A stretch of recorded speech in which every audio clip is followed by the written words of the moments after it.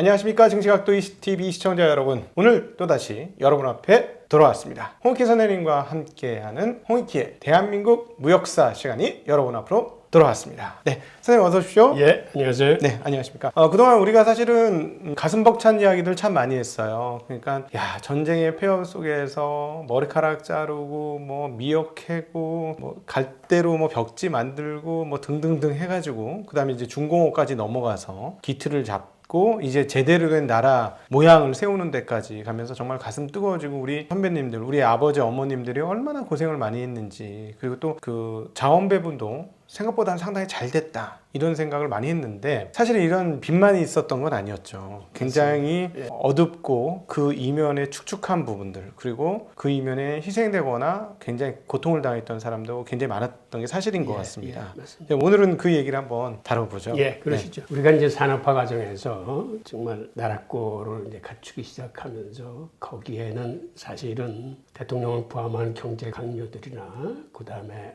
우리 사업가들의 굉장한 헌신과 열정이 있었어요. 근데 그에 못지않게 어떤 토대가 됐다 그럴까요? 그 산업화의 반석은 사실은 산업 현장에 있는 여공들이었습니다. 그런데 그들이 성장의 그늘에 가려가지고 인간적인 대우를 받지 못할 정도의 아주 험악한 환경에서 일을 하면서 여러 가지 이제 노동쟁이들이 벌어지는데 그 과정을 간략하게 한번 살펴보겠습니다.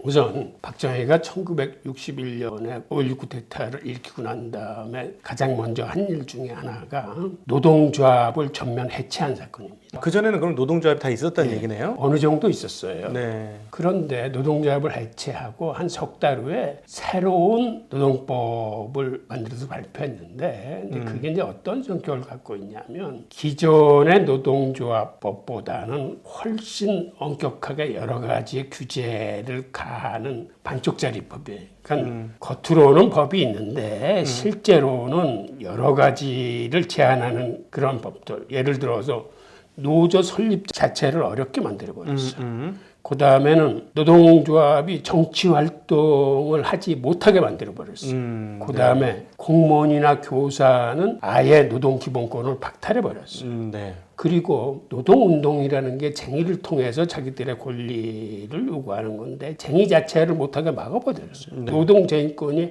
박탈당한 상태의 법이었기 때문에 사실은 허울뿐인 그런 노동법이 이제 된 거죠. 네. 그래서 그 당시에는 노동운동을 한다거나 쟁의를 한다 그러면 아예 빨갱이나 반정부주의자로 몰아버렸어요.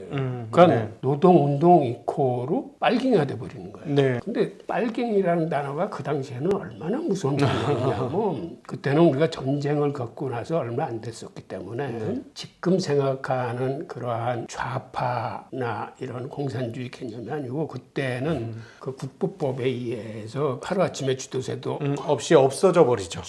그렇게 그러니까 올가미를 딱 세워놨기 때문에 감히 노동운동을 생각조차 못하게 이제 만드는 거죠. 그런 상황에서 1970년대 초 들어가면서 이제 전태일 분신 자살 사건이 일어납니다. 네, 아주 그 평화시장의 열악한 노동 환경에 경항을 하면서 노동법을 지키라고 외치면서 분신을 했었죠.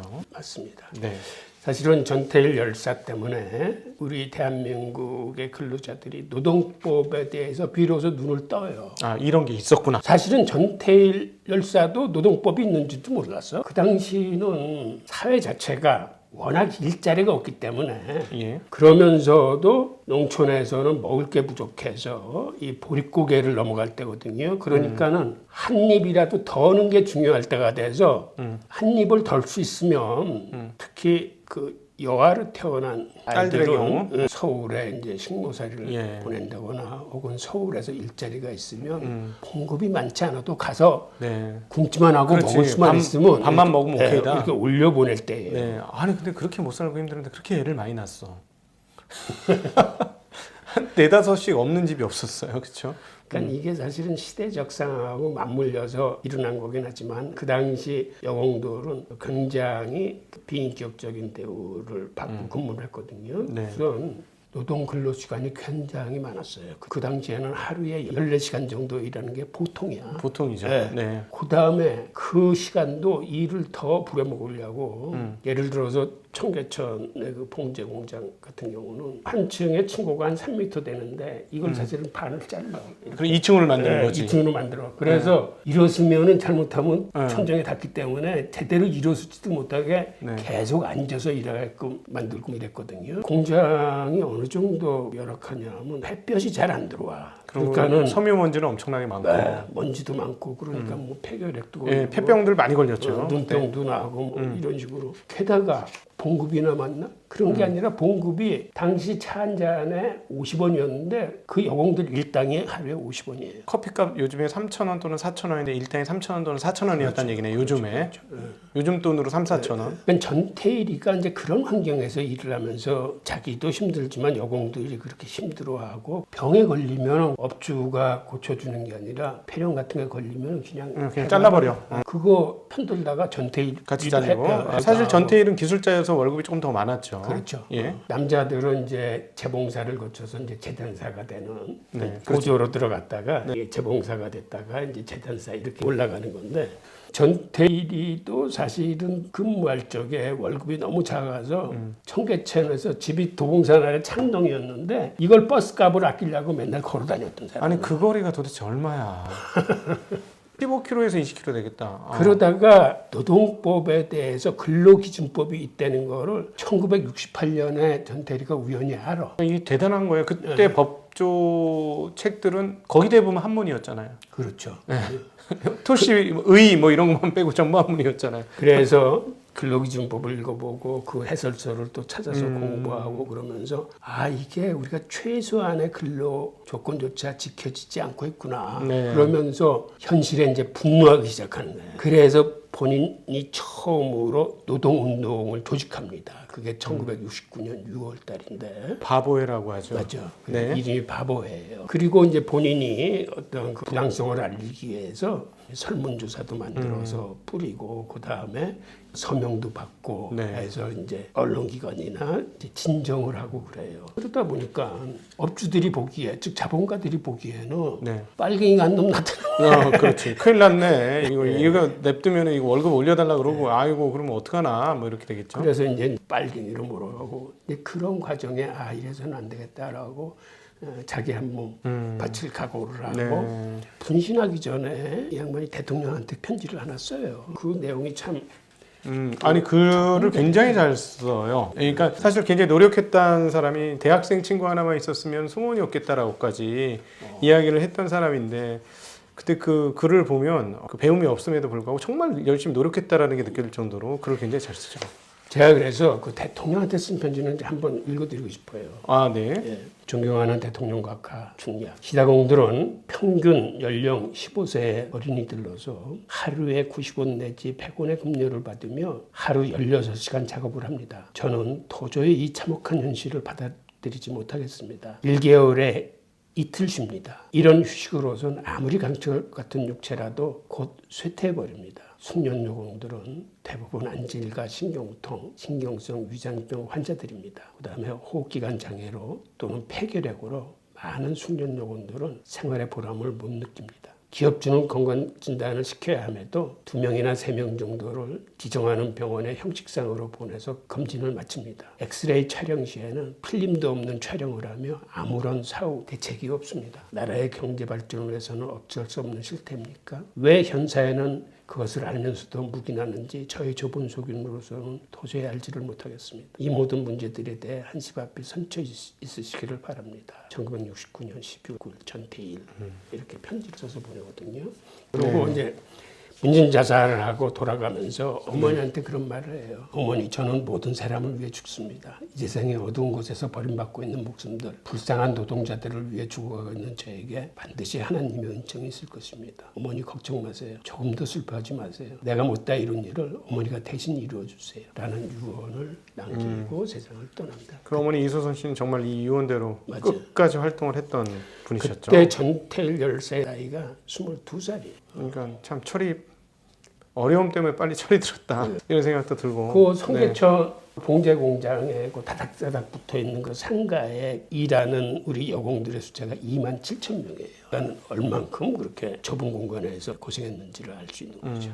그리고 영웅들이 보통 한 13살부터 일을 하기 시작하는데 한 3, 4년은 보조로 일을 하는 거야. 보조로 일을 하고. 그리고 견습공을 한 3, 4년 해야 그 다음에 재단사가 되는 건데 그런 과정에서 굉장히 열악한 환경 속에서 그 많은 생명이 그렇죠. 했을 뿐만 아니라 전태일 열사의 분신 이후 그 다음부터 대학생이 노동운동에 눈을 떠요. 그래서 이제 처음에 서울법대하고 이대법대 학생들이 먼저 걸기를 해서 일어섰고 그 다음에 고대생들하고 연대생이 뒤따르고 그 다음에 교회가 일어나. 그렇죠. 교회 학생회가 뒤따라서 일어나면서 그때 대학생들이 노동운동에 헌신하기 시작합니다. 그때 위장 취업을 하면서 노동 실태를 파악하고 그들과 같이 노동운동을 하겠다고 그런 식으로 위장 취업을 한 그 대학생들은 나중에 빨갱이로 다 몰아요. 지금 그 정의당 옛날 심상정 대표 이런 사람들 대표적인 그런 사람들이죠. 저도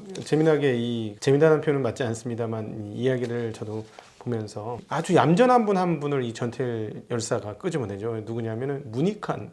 네, 문익환 목사가 이 전태일 열사 때문에 사회운동가로 변신합니다. 원래 이분이 1950년 그 남북 전쟁 당시, 그러니까 우리 그 6.25 전쟁 당시에 미군 통역관으로 지냈었던 사람이에요. 그리고 한국에서 구약학에 관련된 최고의 전문가라고 해서 구약 성경을 다 번역했던 사람이고 옛날 천주교 성경 있지 않습니까? 뭐 그런 성경도 다 번역을 했던 그야말로 학자였습니다. 그야말로 정말 학문밖에 모르는 학자였는데 이 전태일 열사 분신 사건을 통해서 굉장히 충격을 받습니다. 그러면서 확 뒤집어지죠. 얌전한 서생을 활동가로 바꾸는 사건이 맞아요. 이 사건이에요. 그래서 80년대에 계셨던 분들은 80년대 대학을 다녔던 분들은 아시겠습니다만 곳곳에 돌아다니면서 이 문익환 목사가 그런 그 활동을 하면서 그때 분위기를 더 그렇게 만들었던 분 중에 하나고 그리고 그때 학생 운동이 이제 독재 타도 정치적인 시각을 갖고 있다가 이 전태일 열사 사건을 계기로 우리가 실질적으로 할 수 있는 거는 노동운동이구나 해서 이제 그 독재 타도와 노동운동이 같이 병행하기 시작했고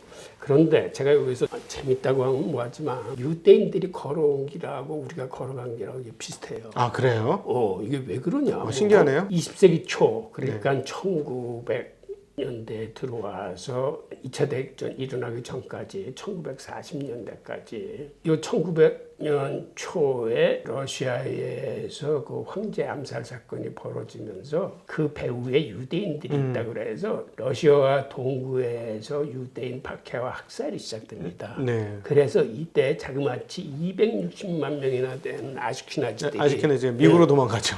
미국으로 도망와. 그 사람들이 대부분 뉴욕에 정착을 해요. 예. 뉴욕 저지대 밑에 쪽에 일종의 학고방이라 할렘가. 그러니까 한 집에 네. 식구들이 때를 모여 사니까 한 방에 막 7, 8명씩 모여 살면서 예. 이때 대부분이 봉제 산업을 합니다. 우리 청계천에서 우리 여공들이 했던 네. 식으로. 그러면서 그때도 하루에 그 13시간, 14시간씩 재봉틀을 밟아요. 네. 그래서 남자는 3불 내지 5불을 받고 일당을 여자는 2불 내지 3불을 받아요. 그래서 그 당시에는 그렇게 힘들게 살다 보니까 유대인들의 그 마피아가 굉장히 강했어요. 사람이 못 살면 깡패나 이게 강한 거야. 그러니까 우리도 저때 60년대는 깡패들이 굉장히 심했었거든요. 예, 깡패들 많았죠. 네. 그래서 동부 지역에 이탈리아 마피아 못지않게 강했던 게 유대인 마피아예요 그때. 우리가 이게 1960년대, 70년대를 거치면서 일어난 일 아니에요? 예. 이게 뉴욕 유대인들이 1920년대, 30년대를 거치면서 일어난 거예요. 그 차이가 우리가 한 지금 40-50년 늦게 유대인들이 밟아왔던 그거를 같이 쫓아가고 있구나 하는 그런 느낌을 받아요. 제가 이걸 보면서. 네. 우리가 이렇게 고생을 했는데 예. 유대인도 사실은 이런 과정을 거쳐왔어요. 그러니까 그런 생각도 많이 들어요. 유대인 역사를 이렇게 살펴보면 유대인들이 지금 이렇게 강한 이유는 고난 때문에 이렇게 살 길을 도모하다 보니까 이렇게 강해진 게 아닌가 하는 생각들이 언제든지 들거든요. 그러니까 유대인들이 보기에는 한국 사람들 이해가 안 되는 종족이잖아요. 우리도 독했는데 여기 더 독한 놈들이 있네. 뭐 이런 개념이 있지 않습니까? 그런 걸 보면 우리가 이렇게 고난의 시간들을 많이 가졌기 때문에 그렇게 독해지는 것, 독하다는 표현은 좀 적절하지 않지만 사실은 만족을 모르는 것이 지금 이렇게 짧은 시간에 이렇게 발전된 나라 수준까지 올라가게 된 게 아니냐. 그거는 이제 그 경영이나 기업을 차려서 하는 쪽도 그랬지만 또 반대로 노동을 하는 쪽에서도 굉장히 빠른 속도로 노동권이 이때까지는 정말 숨죽이고 있다가 전태일 열사 사건 이후로 굉장히 이런 얘기하면 노동계한테 욕을 먹겠습니다만은 빠른 속도로 노동권 개선들이 진행이 됐죠. 왜냐하면 한 3, 40년의 시계열로 봐서 노동권이 이 정도로 올라왔다 그러면은 아주 긴 시간이라고 얘기할 수 있을지 잘 모르겠거든요. 인류 역사에서. 그건 네. 사실 빠른 거죠. 네. 그러니까 제가 느끼는 이렇게 느껴요. 저는 1980년대 초에 해외 근무를 하면서 해외의 노동자들의 어떤 그 근로 여건이나 네. 그 상황을 봤는데 그 당시에 내가 눈물이 날 정도로 그 해외 노동자들은 제대로 된 근로기준법에 의해서 제대로 대우를 받고 있었거든요. 그거에 비하면 우리는 너무 열악했던 거죠. 그런데 네. 지금은 오히려 전도된 느낌이 들어요. 역전이 된 느낌이. 네. 그래서 지금 말씀하신 것대로 우리는 이런 사건을 거쳐서 한 3, 40년 동안에 압축적으로 노동 권리가 보호받고 이렇게 하다 보니까 지금은 일부 기업 단위 같은 데서는 좀 너무 심한 게 아니냐는 그런 생각이 들 정도로. 그렇죠. 이게 사실은 이것이 하이라이트로 터진 게 제가 연수가 정확히 기억 안 납니다만 노동자 대투쟁이라고 하는 그 시점을 계기로 노동자들이 중산층이 되어지는 그런 87년이죠. 죄송합니다. 그 87년 그 나중에 한번 또 얘기를 하겠습니다만 전두환이 이제 내려가면서 있었던 그 노동자 대투쟁 그리고 뭐 6.29 선언 그 이때 이후로 노동자의 삶의 질 개선이 엄청나게 빠른 속도로 이루어집니다. 그러면서 사실은 한국이 그때 이제 그야말로 골디락스 같은 그런 그 90년대의 좋은 시절, 중산층이 최대로 많이 쏟아지는 그런 시절, 모두가 좋았던 시절, 그 시절을 거치고 이제 IMF를 딱 만든.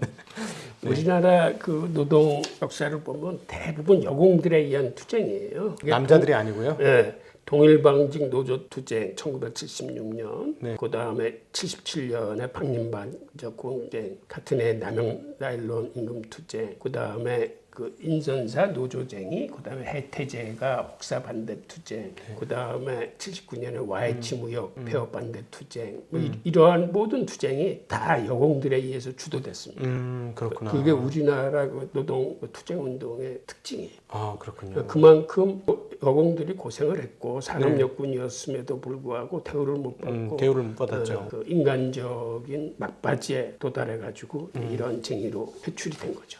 오늘은 그동안은 이제 산업이 어떻게 발달해 왔는지, 대한민국의 무역이 어떤 식으로의 성장 과정을 거쳐서 이런 자리를 잡았는지에 대한 그 앞단의 이야기들을 많이 했습니다. 1970년대까지. 사실은 그 이면에 굉장히 그림자도 있었고 그 그림자 속에서 고생하는 사람들 그리고 그로 인해서 불거진 전태일 열사 분신 사건 그리고 또 그 과정들 중간중간에서 계속 이루어졌던 여공들의 노동투쟁. 그래서 지금 따져보면 과거하고는 현저하게 다른 물론 뭐 많은 분들이 말도 안 된다 아직 부족하다라고 생각하실지 모르겠습니다만 기간이 한 3, 40년에 이 정도 바뀌었다라는 건 저는 개인적으로 봤을 때 굉장히 빠른 개선이다라는 생각을 하고 그런 어두웠던 부분들을 오늘 함께 나누어 보았습니다. 이게 논란이 많을 수도 있는데요. 있는 그대로의 사실을 한번 전해드렸다는 생각으로 이 수술을 갖는 거니까요. 그렇게 양해를 해주시고 봐주시면 감사하겠습니다. 함께 해주신 여러분 그리고 홍익희 선생님 진심으로 감사합니다. 인사드리겠습니다. 감사합니다. 네, 고맙습니다.